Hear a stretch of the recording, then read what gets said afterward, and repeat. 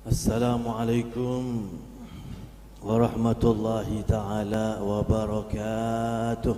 Waalaikumsalam warahmatullahi wabarakatuh. Alhamdulillah.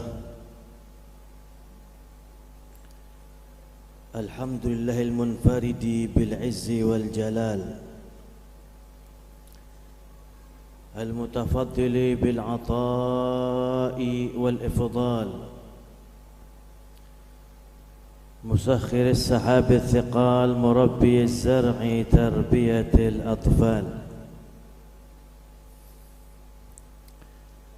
جل عن مثل ومثال وتعالى عن الفكر والخيال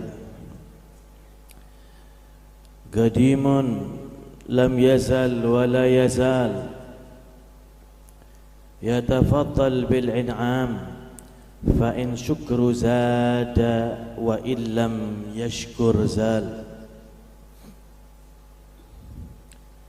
أشهد أن لا إله إلا الله الواحد الأحد الكبير المتعال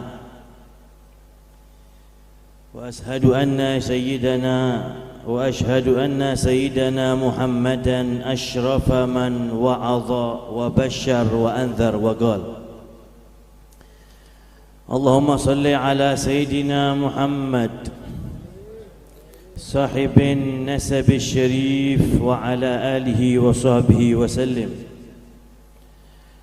اللهم صل على سيدنا محمد صاحب التاج والمعراج والبرق والعلم ودافع البلاء والوباء والمرض والألم جسمه طاهر مطهر معظم معطر منور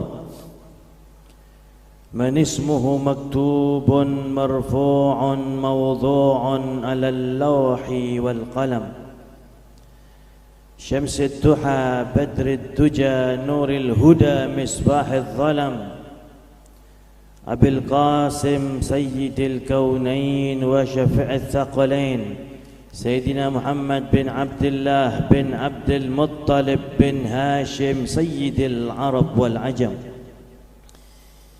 نبي الحرمين محبوب عند رب المشرقين والمغربين فيا أيها المشتاقون لنور جماله صلوا عليه وسلموا تسليما اللهم صل وسلم وبارك عليه وعلى آله. وقال تعالى أعوذ بالله من الشيطان الرجيم سبحان الذي أسرى بعبده ليلا من المسجد الحرام إلى المسجد الأقصى الذي باركنا حوله لنريه من آياتنا إنه هو السميع البصير. وقال تعالى أقم الصلاة لذكري. وقال حبيبنا محمد لأن أقعد في مثل هذا المجلس أحب إلي من أن أعتق 4 رقاب. وقال الشيخ أبي بكر بن سالم من نظر في بداية الرجال صار صديق ومن نظر في نهاية الرجال صار زنديق. اللهم افتح بيننا وبين قومنا بالحق وأنت خير الفاتحين آمين. رب اشرح لي صدري ويسر لي أمري واحلل عقدة من لساني يفقهوا قولي. أما بعد. Yang saya muliakan, yang saya cintai, para habaib, para tuan-tuan guru, terkhusus kepada akhina fillah walillah Sayyidil Habib Hussein bin Muhammad As-Segaf,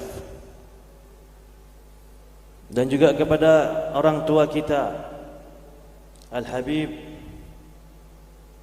Ahmad bin Hamid Al-Munawwar, dan juga kepada Al-Habib Hilmi Barakbah, dan juga masih banyak habaib yang lain yang ulun tidak asing wajahnya karena sama-sama dari kota Banyuwangi, Jawa Timur. Al-Habib Ali Zainal Abidin bin Ahsan, ahlan wa sahlan Habib. Ulun ada kawannya sama pian berarti.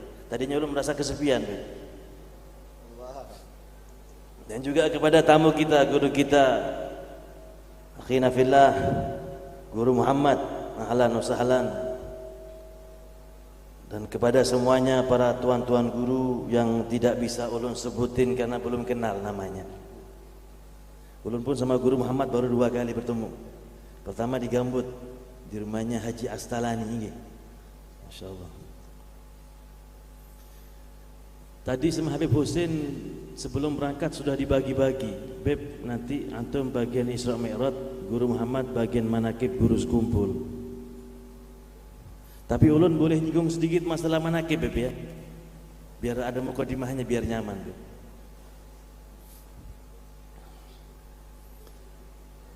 Hadirin muslimin muslimat yang dirahmati Allah. Tadi sama-sama kita perdengarkan daripada Bismillah, daripada manakib guru kita Syekh Zaini bin Abdul Ghani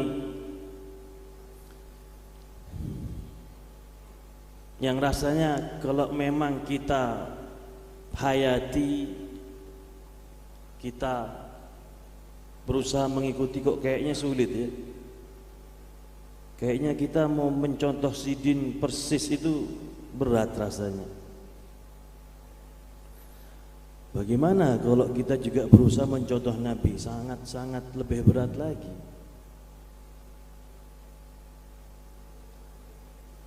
Tetapi ada sebuah syair yang sangat menghibur kita. Dikatakan, in lam takunu mithlahum fatashabbahu fa inna tashabbuha bil kirami falahu.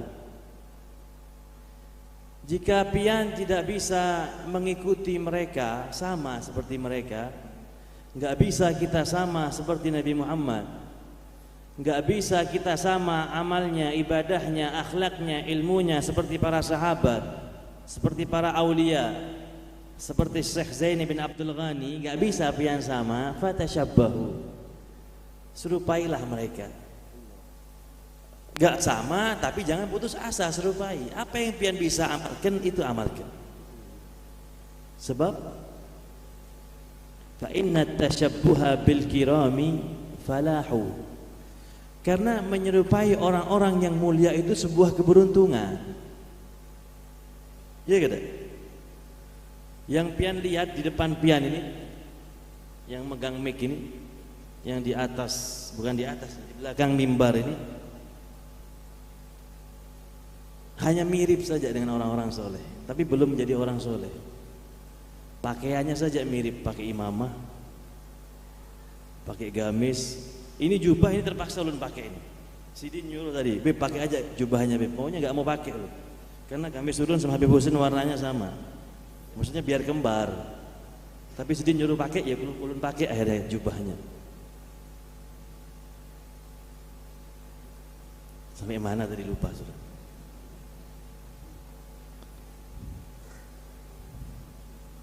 Yang di depan pian ini bukan orang soleh, hanya menyerupai orang soleh pakaiannya.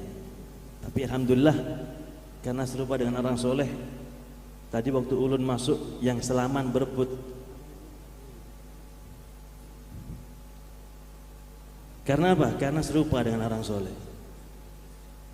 Kalau ulun gak berserupa dengan orang soleh dalam hal pakaian, boleh jadi gak ada yang selaman, bahkan melihat gak ada. Apalagi terus pakaiannya pakai celana, terus lobang di bagian dengkulnya, terus pakai anting-anting, terus pakai tato, pasang tato di dadanya gambarnya masjid misalnya, di bawahnya bedugnya. Insya Allah jangankan mau selaman, mungkin ulun mendekat ke majelis ini sudah diusir sama panitia, takut mengganggu acara. Jangan-jangan ini orang gila anyaran ini, orang gila baru kumat ini. Begitulah nggih. Gak bisa sama sebagaimana mereka, serupai mereka, ikuti kebiasaan mereka.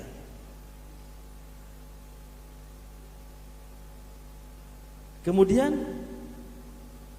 dibacakan manaqib, juga dibacakan sejarah Nabi Muhammad SAW di dalam kitab Diyaul Lami dan juga kitab-kitab maulid yang lain.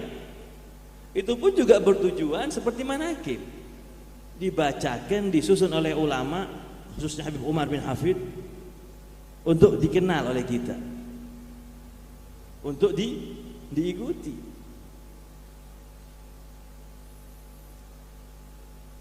Agar apa? Agar kita ini jangan melihat orang itu setelah jadi orang besar, jangan.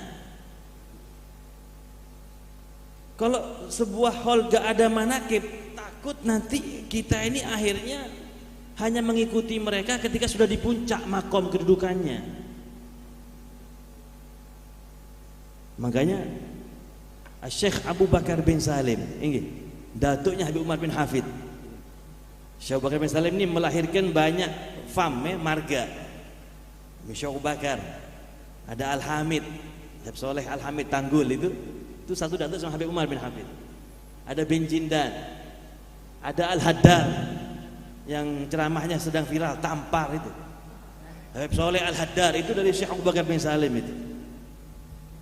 Ada juga Al-Hiyad, ada juga Buftem, dan juga Al-Muhdar. Itu semuanya nisbahnya kepada Syekh Abu Bakar bin Salim.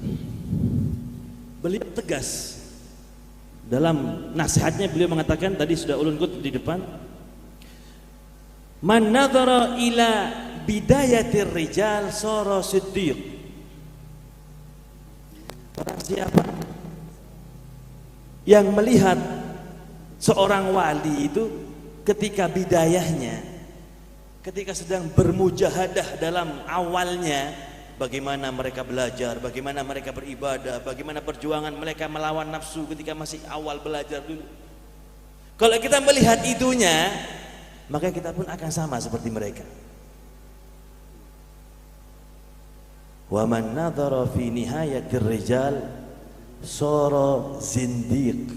Tetapi sebaliknya, kalau kita melihat wali ketika sudah jadi saja, karomatnya begini, kharikal adahnya begini, bisa terbang, bisa berjalan di atas air, lalu kita ingin juga seperti itu, dikhawatirkan kita jadi orang yang murtad, orang yang kafir.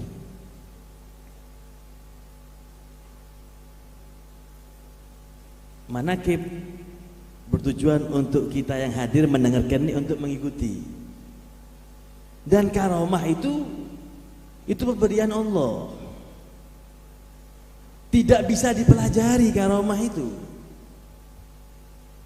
Karomah itu adalah merupakan buah daripada istiqomahnya beribadah kepada Allah. Allah kasih hadiah karomah. Para nabi Allah kasih mukjizat.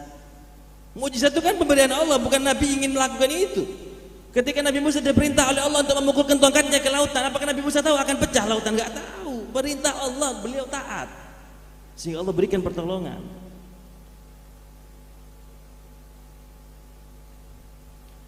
Ini sekaligus juga sebagai pemahaman buat kita, rambu-rambu buat kita. Janganlah kita melihat orang itu untuk kita jadikan guru kalau sudah karomahnya banyak, jangan. Wah, dapat kabar itu di tempat fulan ada orang karomahnya begini, terus kita tertarik, lalu kita jadikan guru. Hati-hati. Sebab apa? Tidak semua yang punya karomah itu wali. Ada juga orang-orang yang memang Allah sengaja sesatkan, Allah kasih kesaktian, istidraj. David Copperfield itu kalau dibilang sakti Pak. Ini tembok Cina yang lebarnya sekitar 10 meter ditembus Mas ini. Nanti akhir zaman ada yang namanya Dajjal ya. Itu super sakti. Biar minta apa tinggal keluar dari tangannya. Bahkan bisa menghidupkan yang telah mati. Walaupun dibantu dengan iblis, sebenarnya bukan arwahnya. Tapi kita tertipu. Karena itu jangan jadikan karomah atau kesaktian sebagai standar kita menjadikan seseorang itu sebagai guru kita, jangan. Karena boleh jadi orang-orang yang tidak punya karomah kadang-kadang magomnya lebih tinggi daripada yang punya karomah. Iya. Tidak semua orang yang memiliki karomah itu pasti lebih tinggi daripada yang tidak punya karomah. Bahkan yang sering didengar ya, yang masyhur. Kam min masyhurin bibarkatil masdur. Berapa banyak wali-wali yang terkenal, itu barokahnya wali yang enggak terkenal. Dan tidak jaminan wali yang punya karomah itu lebih tinggi daripada yang enggak punya karomah. Buktinya siapa? Yang sering kita baca di surat Al-Kahfi, kisah tentang Nabi Musa dan Nabi Khidir. Secara derajat kenabian, Nabi Musa lebih tinggi daripada Nabi Khidir. Bahkan Nabi Musa tidak hanya Nabi yang memang wajib kita ketahui, bahkan dia termasuk Nabi Ulul Azmi. Nabi Muhammad, Nabi Musa, Nabi Ibrahim, Nabi Isa, Nabi Nuh, Nabi Ulul Azmi. Tapi ternyata di dalam kisah yang sama-sama kita sering baca di surat Al-Kahfi, Nabi Musa diperintah oleh Allah untuk berguru kepada Nabi Khidir. Yang mana bahkan para ulama masih berbeda pendapat di antara kenabian Nabi Khidir. Ada yang mengatakan beliau nabi, ada yang mengatakan bukan nabi, hanya orang wali saja. Kalau kita perhatikan di kisah itu,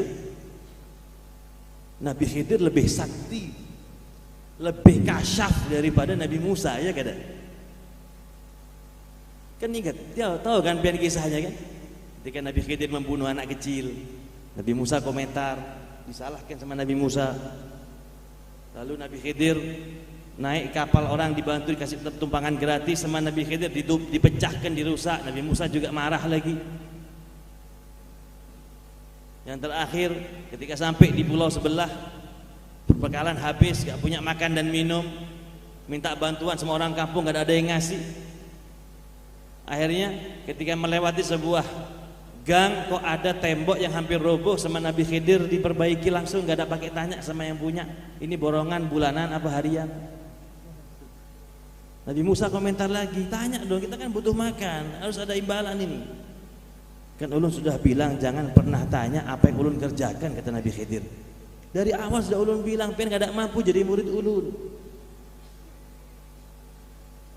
Loh, secara kedudukan Nabi Musa lebih tinggi, tapi secara ilmu sakti Nabi Khidir lebih kasar daripada Nabi Musa. Akhirnya dijelaskan sama Nabi Khidir kan, Allah kasih ilmu kepada Nabi Khidir. Kenapa beliau membunuh anak kecil? Karena ini anak kalau besar nanti akan jadi anak yang durhaka, sehingga Nabi Khidir membunuhnya, sehingga Allah ganti dengan anak-anak yang soleh. Adapun kapal ini yang punya orang miskin yang tinggal di sebuah kerajaan yang rajanya zalim, suka merampas kapal-kapal rakyatnya, sehingga dirusak agar tidak dirampas karena ada kerusakan, berarti gak bagus kapalnya. Nabi Musa gak tahu, Pak. Adapun tembok yang hampir roboh, nama Nabi Khidir diperbaiki karena di bawah tembok ini ada peninggalan daripada datuknya. Yang ini kalau nggak diperbaiki nanti roboh temboknya, akhirnya orang kampung tahu ada harta peninggalan. Sedangkan anak-anak yang punya ini masih kecil-kecil, nanti dirampas semua orang kampung. Nabi Musa nggak tahu ini. Artinya kesaktian bukan jadi ukuran. Kesaktian bukan jadi ukuran. Dan kesaktian itu atau karomah itu adalah buah daripada istiqomah. Kalau kita juga kembalikan kepada peristiwa Isra Mi'raj Nabi Muhammad SAW, yang mana mukjizat yang sangat besar ini. Apa Allah mengawali ayatnya? Subhanalladzi asra. Apa lanjutannya? Lanjutannya apa? Bi'abdihi. Maha suci Allah yang telah memberangkatkan hambanya. Bukan nabinya, bukan rasulnya, bukan, hambanya. Ini mengandung makna agar kita itu selalu melihat penghambaan dulu, mujahadahnya dulu, bidayahnya dulu. Nabi Muhammad itu diberikan oleh Allah kedudukannya begitu tinggi karena mujahadahnya beliau, karena ibadahnya beliau. Sampai-sampai Siti Aisyah menangis karena melihat Nabi Muhammad ibadah sampai bengkak kakinya.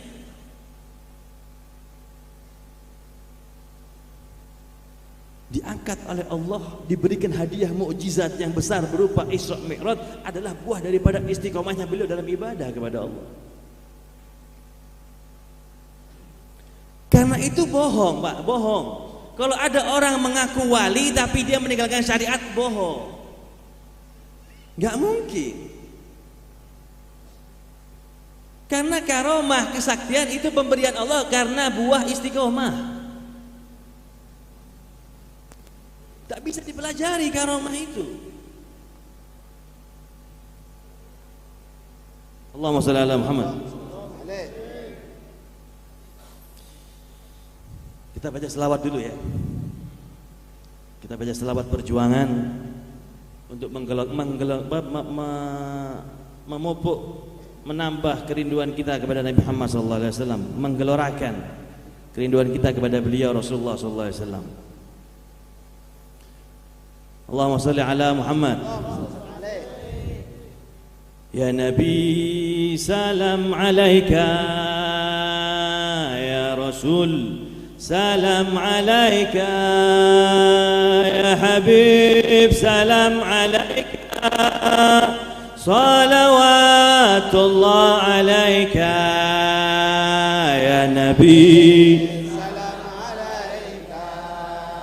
ya Rasul salam alaika, ya Habib salam alaika, salawatullah alaika, anta syamsun anta badrun anta nurun fawqa nuri, anta iksirun wa ghali, anta misbah suduri, ya Nabi.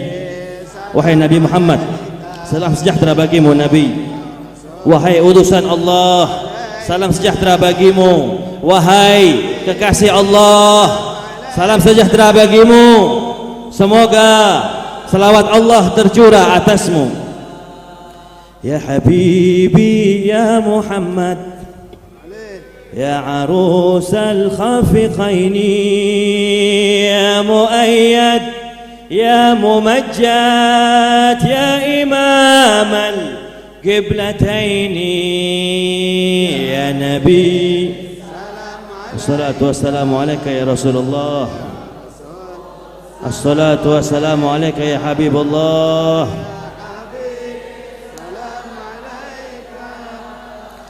صلوات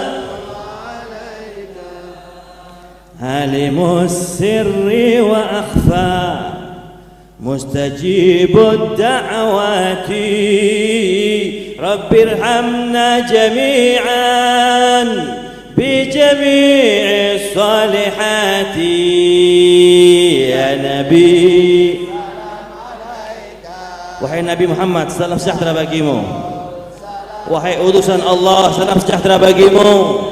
Wahai kekasih Allah, salam sejahtera bagimu. Semoga selawat Allah tercurah atas.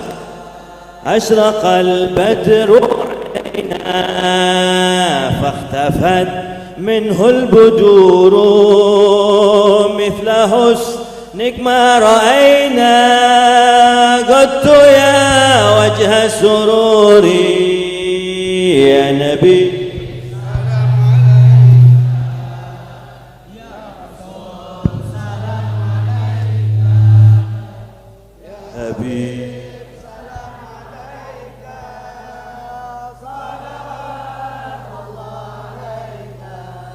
Sallallahu ala Muhammad, sallallahu alaihi wasallam, sallallahu ala Muhammad, sallallahu alaihi wasallam, sallallahu.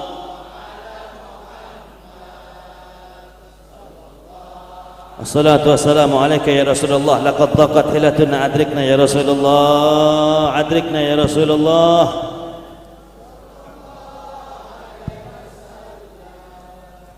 Hadirin muslimin yang dirahmati Allah,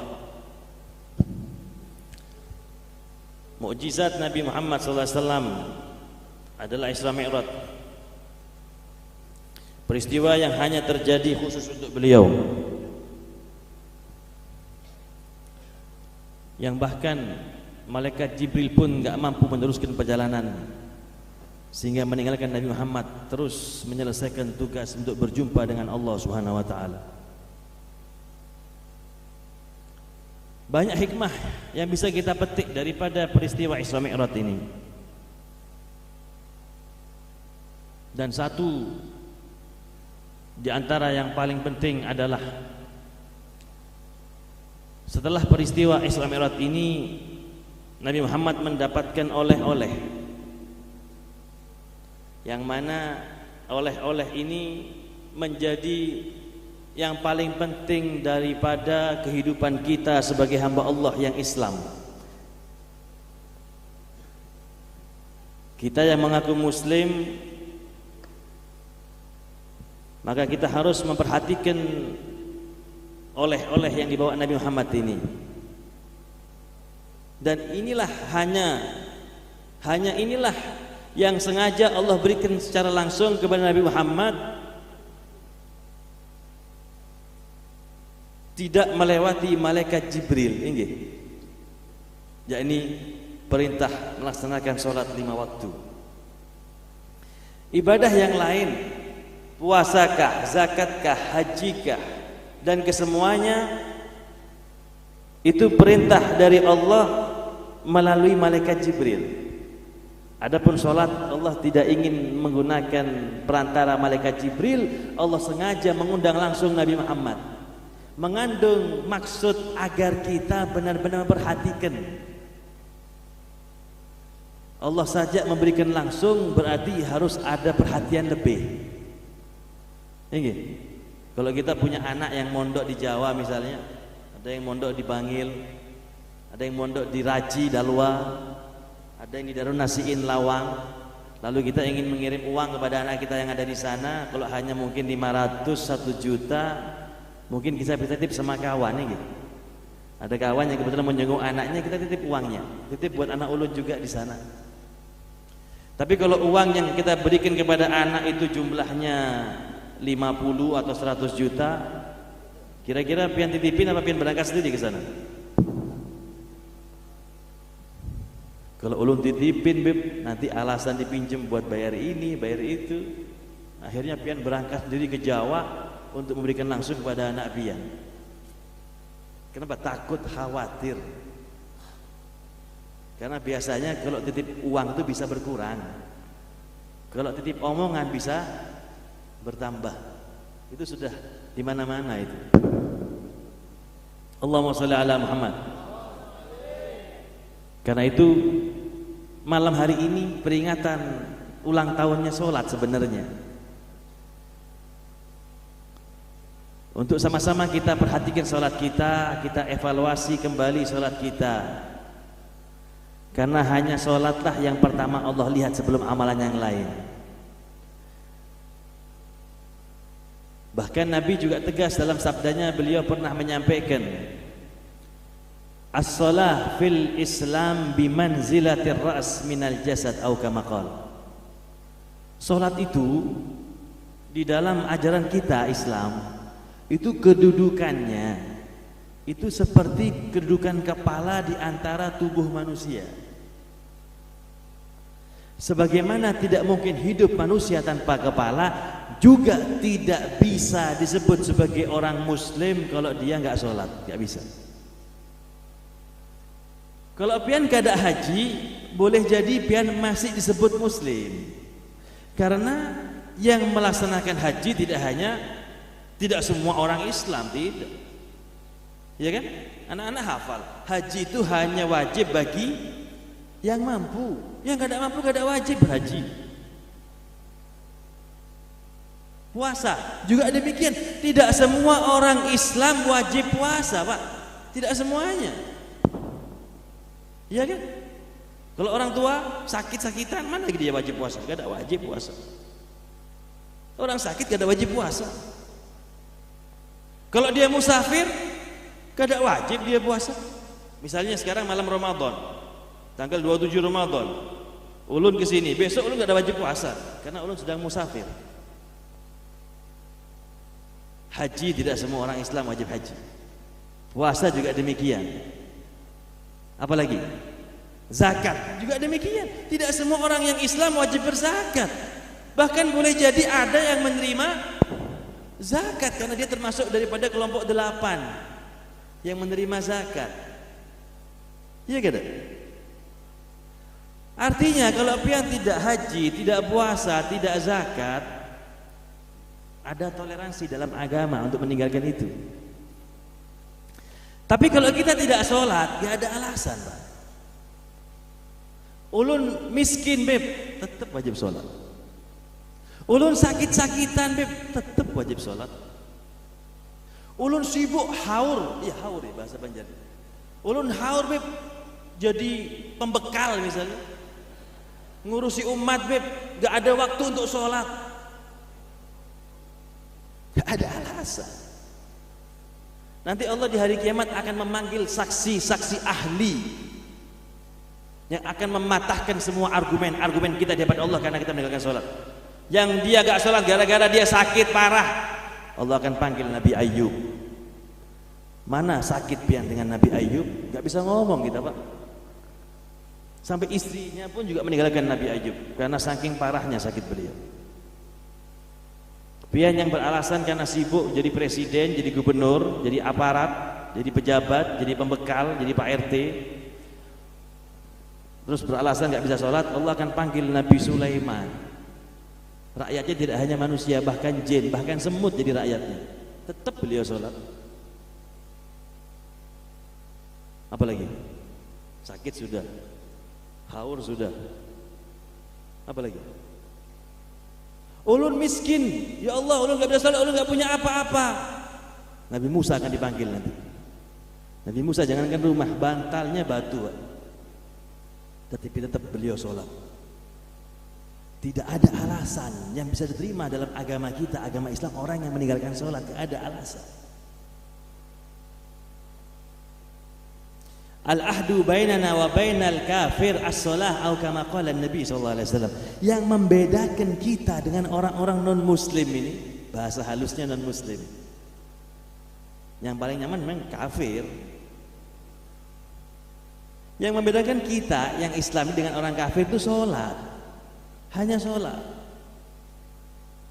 Sebab kalau ibadah yang lain kita punya, mereka juga punya. Haji, kita punya tempat suci namanya Makkah Madinah dan juga Baitul Maqdis ya, tempat suci kita. Kita hajinya di Mekah. Orang-orang kafir juga punya tempat suci, Pak. Orang Kristen tempat sucinya di Baitul Lahmin. Bahasa kerennya Bethlehem. Tempat lahirnya Nabi Isa. Orang Yahudi punya tempat namanya tembok ratapan. Artinya kalau pian ketemu orang yang enggak pian kenal, lalu pian tanya mau kemana pian? Ulun mau pergi ke tempat suci. Oh pian muslim ya? Belum tentu. Mungkin tempat sucinya maksudnya ke Bethlehem tadi itu.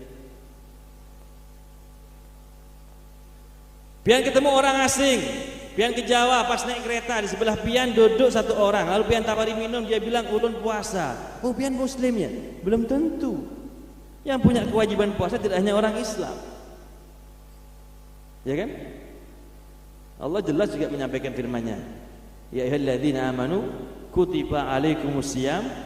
Apa lanjutannya? Kama kutiba alal ladzina min qablikum. Sebagaimana diwajibkan juga orang-orang terdahulu sebelum kamu juga ada wajib puasa. Jadi yang puasa tidak hanya orang Islam. Bahkan kalau pian ke Bali, ada yang pernah ke Bali?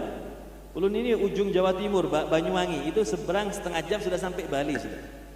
Itu Pak, kalau sudah hari raya Nyepi, itu mereka puasa. Bahkan puasanya kalau kita kan cuma 14 jam ya. Iya, kalau dari kita hitung adzan subuh sampai adzan maghrib itu kurang lebih 14 jam. Itu kalau mereka puasanya 24 jam. Jadi jam 12 malam ketemu jam 12 malam, nggak makan, nggak minum. Kalau kita masih bisa ngelihat TV ya, lampu bisa kita nyalain, bisa main HP. Mereka nggak bisa. Karena di hari raya Nyepi, PLN mematikan dari pusat. Jadi seluruh Bali itu kalau hari Nyepi gelap gulita. Makanya kita perhatikan, kalau sebelum hari raya Nyepi itu sehari 2 hari, itu banyak orang Bali yang pergi ke Banyuwangi. Orang Balinya nggak kerasan di Banyuwangi, apa di Bali. Ya bagaimana mau nyaman, listriknya nggak ada. Bandara ditutup, pelabuhan ditutup. Jadi 2 hari sebelum hari raya Nyepi itu mereka pada berbondong-bondong ke Jawa semua. Gak boleh makan, gak boleh minum, gak boleh ngomong, gak boleh menghidupkan api. Mungkin juga kalau mereka mau buang angin mungkin gak boleh ada suaranya. Artinya kita punya puasa, mereka punya puasa. Kita punya tempat suci, mereka punya tempat suci. Kita punya kewajiban untuk mengeluarkan zakat, mereka juga ada, Pak. Bahkan kadang-kadang mereka tidak hanya untuk kepentingan agamanya, kadang-kadang mereka karena mereka tinggal di mayoritas kaum muslimin, ketika kaum muslimin membuat masjid, kadang-kadang mereka ikut nyumbang. Karena punya toko, biar laris tokonya ini, pembelinya kan muslimin semua. Bahkan lebih daripada yang muslim kadang-kadang nyumbangnya. Tapi kalau pian mendapati satu orang yang melakukan gerakan sholat, takbiratul ihram, rukuk, i'tidal, sujud, walaupun pian lihat itu orang melakukan gerakan sholat di negeri yang non muslim, di negeri apa misalnya Rusia, atau di negeri Cina, atau di negeri apa lagi yang memang minoritas muslim di sana, walaupun pian nggak tahu, nggak kenal, yakinlah pasti dia orang Islam. Artinya tidak ada alasan untuk meninggalkan sholat. Dan orang yang meninggalkan sholat dengan sengaja berarti dia telah mendaftarkan namanya di pintu api neraka. Mudah-mudahan kita selamat ya. Mari kalau kita ulang tahun anak kita senangkan anak kita. Kita belikan hadiah-hadiah. Nah sekarang ini ulang tahunnya sholat, ayo senangkan sholatnya kita, Pak. Perbaiki salatnya kita. Yang belum istiqomah jamaah, mari istiqomah jamaah. Karena Nabi Muhammad itu diantara daripada kehidupan beliau, selama beliau hidup, beliau tidak pernah sholat 5 waktu seorangan, gak ada pernah. Sholat seorangan tidak pernah Nabi Muhammad. Pian yang mengaku cinta Nabi ini, nama majelisnya majelis Rasulullah, tapi kalau masih suka sholatnya seorangan, belum dipertanyakan cintanya sama Nabi Muhammad SAW. Iya. Iya kata. Kalau pian mengaku cinta Nabi tapi perbuatan Nabi, bahkan yang paling penting sholat pian remehkan, masa berani mengaku pecinta Nabi Muhammad SAW?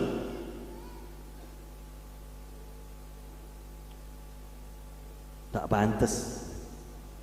Tidak pantas mengaku cinta Nabi Muhammad SAW. Pecinta pasti akan dengan rela untuk mengikuti daripada apa perbuatan kekasihnya. Pecinta tidak akan pernah memandang perbuatan kekasihnya, walaupun itu perbuatan yang sederhana, pasti akan dianggap perbuatan yang istimewa.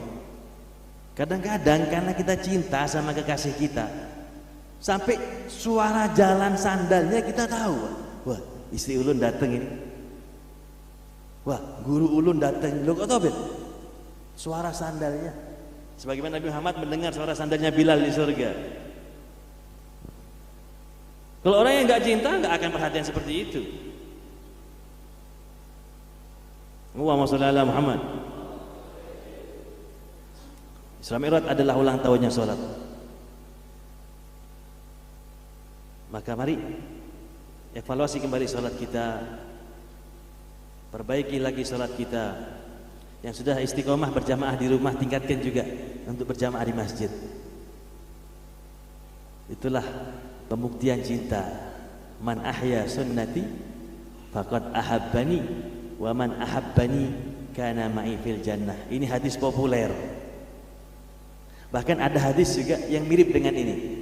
Hadis ini pernah dibawakan oleh Syekh Ali Jum'ah ketika Habib Umar bin Hafid datang ke majelisnya di Mesir. Mirip dengan hadis ini. Apa katanya? Man ahya sunnati faqad ahyani wa man ahyani kana ma'i fil jannah. Barang siapa yang menghidupkan sunnahku, berarti dia sungguh telah menghidupkan aku. Iya kan? Kalau kita ngelihat orang, atau contoh misalnya masih ada almarhum Guru Zuhdi, beliau kan penampilannya mirip seperti guru Abah Guru Sekumpul lagi. Kadang-kadang kalau kita ngelihat Guru Zuhdi langsung teringat dengan Guru Sekumpul, karena imamahnya mirip Guru Sekumpul, pakai jubah, pakai gamis, menghidupkan sunnahnya Guru Sekumpul, sehingga kita melihat Guru Zuhdi seakan-akan Guru Sekumpul hidup. Begitu juga hakikatnya, ketika kita menghidupkan sunnah Nabi di rumah kita, berarti kita menghidupkan Nabi Muhammad di rumah kita. Dan kalau sudah Nabi Muhammad hidup di rumah kita, tidak akan turun azab di rumah kita. Wa ma kana Allah liyu'adzibahum wa anta fihim wa ma kana Allah mu'adzibahum wa hum yastaghfirun. Allah tidak akan menurunkan azab ketika satu kaum masih ada Nabi Muhammad. Apakah ini ayat hanya di zaman para sahabat? Tidak, ini ayat sepanjang masa. Ketika di zaman sahabat, ketika masih hidupnya Nabi Muhammad, ketika tidak ada di zaman sahabat, zaman kita, maksudnya menghidupkan sunnahnya. Allahumma shalli ala Muhammad. Hadirin yang dirahmati Allah, biasanya buyarnya jam berapa acaranya? Terakhir ya.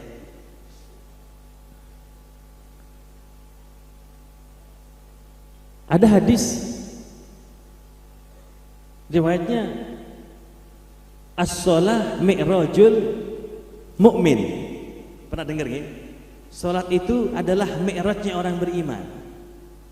Mi'raj itu artinya apa? Naik. Fly, bahasa kerennya fly. Artinya kalau kita bisa mengerjakan salat dengan baik, dengan benar, itu kita akan merasakan fly, merasakan nyaman, mengalahkan fly-nya para pemakai narkoba itu. Sebab apa? Ulun pernah baca buku yang berjudul Psikologi Sholat. Ada buku judulnya Psikologi Sholat. Di sana disebutkan di otak kita ini ada yang namanya zat endorfin. Zat endorfin ini zat penenang seperti morfin. Tapi produksi dari otak kita sendiri, bukan dari luar. Kalau ini zat keluar, kita akan merasakan kelezatan. Dan zat ini bisa keluar kalau kita bisa mencapai tingkat konsentrasi 100%. Atau bahasa agamanya khusyuk. Kalau kita bisa khusyuk, itu zat keluar, Pak. Makanya jangan heran kenapa Rasulullah ketika beliau sholat sampai bengkak, beliau tetap asik dalam sholatnya, karena zat itu sedang keluar. Kenapa Sayyidina Ali ketika dicabut panah dari tubuh beliau ketika beliau sholat, beliau gak merasakan sakit? Karena zat itu sudah keluar, Pak. Imam Ali Zainal Abidin As-Sajjad, beliau terbakar mihrabnya, orang-orang kampung teriak, wahai cucu Rasulullah, keluar, keluar. Terbakar punya tempat sholat, tetap beliau asik dalam sholatnya. Ketika selesai baru sadar, kaget melihat mihrab musholanya terbakar habis. Kenapa itu terjadi? Karena zat itu sudah keluar. Kenapa Syekh Abdul Qadir Al-Jailani dalam 40 tahun beliau gak pernah tidur, menggunakan wudhu isya untuk sholat subuh, artinya ibadah terus semalaman suntuk, gak tidur. Kenapa kok gak capek? Karena zat itu sedang keluar. Kalau sholat itu benar-benar dikerjakan dengan benar, akan mengalahkan fungsinya tidur. Tidur itu kan fungsinya untuk merefresh kita ya. Kita yang capek seharian bekerja, supaya kita kembali segar kan tidur biasanya. Ya bukan biasanya, emang itu tidur sudah. Ketika bangun kita segar lagi. Sebenarnya Pak, sholat itu kalau benar itu akan mengalahkan fungsinya tidur. Makanya adzan subuh itu bunyinya gimana? Tambahan dalam adzan subuh, as-sholatu khairun minan naum. Loh kalau hanya makna dalam hal ibadah ya pasti anak kecil ngerti Pak, yang namanya salat lebih baik daripada tidur. Salat itu ibadah, tidur itu bukan ibadah. Kecuali diniati untuk ibadah. Tapi maksudnya memahami dari fungsi. Kalau salat dikerjakan dengan benar, khusyuknya sesuai Rasulullah, cara melaksanakannya, rukunnya, syaratnya dan semuanya akan bisa mengalahkan fungsi tidur. Gak perlu tidur, gak capek. Makanya berapa banyak manakib para tuan-tuan guru, para aulia, kadang-kadang mereka tidurnya sejam, ada yang setengah jam setiap malam. Karena apa? Karena mereka telah benar-benar merasakan lezatnya sholat. Beda sedikit sama kita ya gitu. Kita ini merasakan nyaman ketika selesai sholat. Alhamdulillah sudah sholat, tenang sudah. Kadang-kadang gitu kita ya, perjalanan nih, terus kawan-kawan naik motor ya, apa, speakers dia, keliling-keliling terus capek istirahat, sholat dulu, habis sholat, alhamdulillah nyaman sudah sholat. Kita ini merasakan nyaman kalau sudah selesai sholat, tapi Nabi Muhammad, para aulia merasakan nyaman ketika sedang sholat, bukan ketika selesai sholat. Sama seperti ketika kita makan, kita merasakan lezatnya sate, gulai, masak habang, balado itu nyamannya ketika sedang makan, apakah ketika selesai makan? Pian merasakan lezatnya sate itu ketika sedang makan, apa ketika selesai makan? Alhamdulillah, nyamannya ketika kapan? Ketika sedang makan kan, satenya nyaman. Kalau selesai makan semuanya sama, kenyang. Nikmatnya makan tuh ketika sedang makan, seharusnya begitu. Sholat itu nikmatnya ketika sedang sholat, bukan ketika selesai sholat. Loh kenapa kita merasakan nyaman ketika selesai? Karena kita menganggap sholat sebagai beban, bukan sebagai kewajiban yang dibutuhkan oleh tubuh kita, oleh pikiran kita, oleh hati kita. Cobalah kita memandang sholat itu seperti kita memandang kita punya kendaraan beli bensin. Apakah pian merasa berat beli bensin? Tidak, bahkan kadang-kadang di antara kita nggak mau beli bensin. Beli apa? Beli Pertamax. Karena dia tahu kalau pakai Pertamax mesin motornya semakin bagus. Nggak berat. Memang itu wajib, tapi dibutuhkan buat motornya. Bahkan kalau beli oli, ganti olinya pakai oli yang paling mahal. Nggak merasa berat. Kenapa? Karena dia tahu ini dibutuhkan dengan motornya. Bahkan di antara anak-anak remaja kita, mereka menghabiskan uangnya, motornya cuma 20 juta, memodifikasi sampai 50 juta. Gak merasa berat. Kenapa? Tidak hanya kewajiban, bahkan hobinya. Kenapa orang-orang main bola tuh ketika main bola dia lari sana, lari sini, ngejar bola kalau gak capek. Ketika selesai baru dia capek minum. Karena sedang melaksanakan hobinya. Makanya Rasulullah itu kalau sudah merasakan beliau galau ya, bahasa kita galau, itu hiburannya beliau apa? Sholat. Memanggil Bilal, arihna ya Bilal, arihna ya Bilal, hibur aku Bilal, hibur kami Bilal. Disuruh adzan, maksudnya karena Rasulullah ingin terhibur dengan sholat. Karena itu mari kita berubah cara berpikir kita. Memang sholat itu wajib, tapi wajib yang dibutuhkan. Sebagaimana kita tahu bensin itu wajib, tapi bensin itu dibutuhkan oleh kendaraan kita. Karena yang membuat kita adalah Allah. Allah lebih tahu apa yang terbaik buat hambanya. Kita harus pahami semua syariatnya Allah. Mungkin dalam nalar kita sepertinya gak masuk, tapi yakinlah itu pasti kebaikan buat kita. Mudah-mudahan semakin menambah keyakinan kita, husnudzon kita, takwa kita kepada Allah, sehingga kita lebih menjaga salat kita insyaallah, memperbaiki kualitas salat kita insyaallah. Itulah yang dapat ulun sampaikan. Kurang lebihnya mohon dimaafkan. Wal afu minkum. Wassalamualaikum warahmatullahi taala wabarakatuh.